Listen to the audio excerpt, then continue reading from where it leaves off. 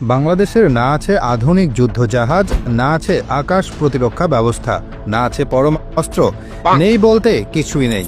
তবে আমাদের আছে 50টিরও বেশি পাবলিক বিশ্ববিদ্যালয়, যাদের কাজ রাজনীতি নিয়ে মাতামাতি আর রাজনৈতিক দলের গোলামি করা।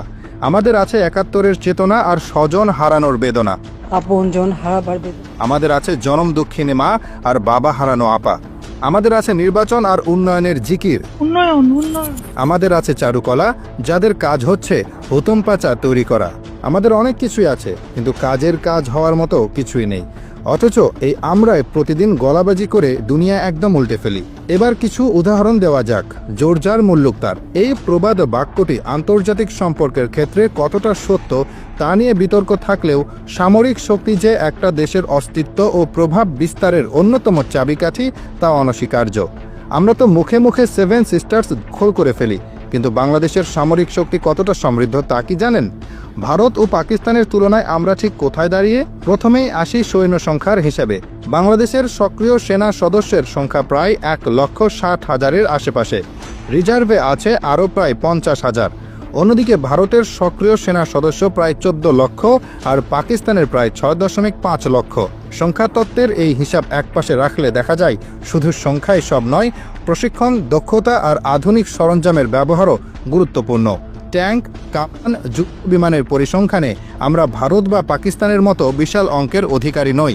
তাদের কাছে পরমাণু অস্ত্র আছে, যা আমাদের নেই। আমরা আবার এমনিও শান্তিকামী দেশ। যুদ্ধ বিমান কিংবা রণতরীর ক্ষেত্রেও কম বেশি একই অবস্থা। তবে এর মানে এই নয় যে আমরা খালি হাতে বসে আছি।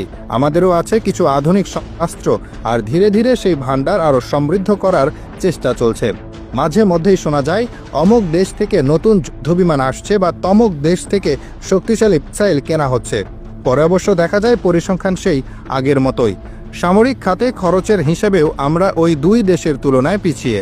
ভারতের প্রতিরক্ষা বাজেট যেখানে বিলিয়ন বিলিয়ন ডলারের খেলা, সেখানে আমাদের বাজেট অনেকটাই সীমিত। যেন পাড়ার ক্রিকেট টুর্নামেন্টে ছোট দল হয়েও বড় দলের সাথে টক্কর দেওয়ার মতো ব্যাপার।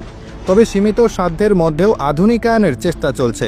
পুরনো আমলের অনেক সরঞ্জাম বদলে নতুন কিছু সংযোজন করা হচ্ছে, কিন্তু কতটুকু কি হচ্ছে তা আমরা জানি না।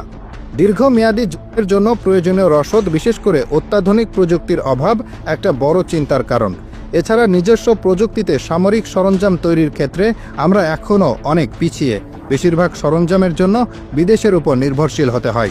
এর ফলে জরুরি অবস্থায় সরবরাহ নিয়ে একটা চিন্তা থেকেই যায়। অনেকটা যেন পরীক্ষার আগে বন্ধুর নোটের উপর ভরসা করার মতো অবস্থা আর কি। সাইবার সিকিউরিটির যুগে এই ক্ষেত্রেও আমাদের আরও বেশি